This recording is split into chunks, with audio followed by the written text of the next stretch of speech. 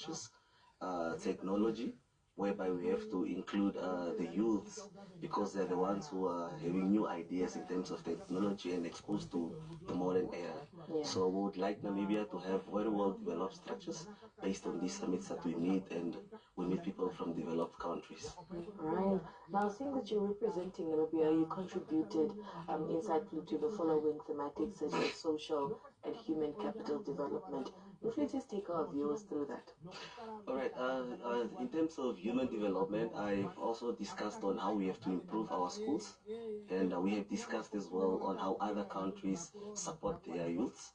This as well corresponds on how they financially support their youth in terms of starting businesses, and as well as to help in terms of rural and urban disclose to make sure that both rural and urban areas, these people are getting opportunities. Amazing. Now, your awards have earned you a spot to represent Namibia, not even just Namibia, but the entire of the SADC region at the forthcoming Global Youth Summit that will be taking place in Dubai. What does this mean to you, and also what are some of your expectations?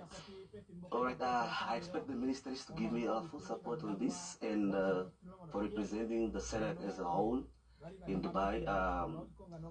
I want to voice the African voice loudly to know that Africa can be able to grow stronger if we have to meet youth leaders from different countries, especially mostly when you talk about youth that are coming from developed countries, especially youth that are in Dubai, so that they can teach us on how they actually operate within their development policies and maintenance. Yeah.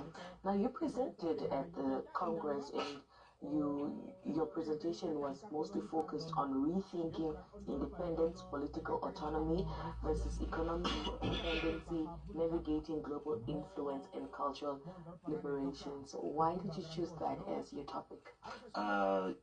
This is basically because in our books and papers it's written that sovereign countries, but definitely yes, we are not independent in terms of that. If we are not economic independent, we cannot say that we have, if we don't have ownership of our own resources, we are not independent. But as soon as we have economic independence within our country, then that's when we can talk about independence. Independence was not only based on raising flags and voting our leaders. No, we need to have ownership of our economy, then we can call that, yes, we are very much independent. Yeah. Is the youth taking ownership of the economy?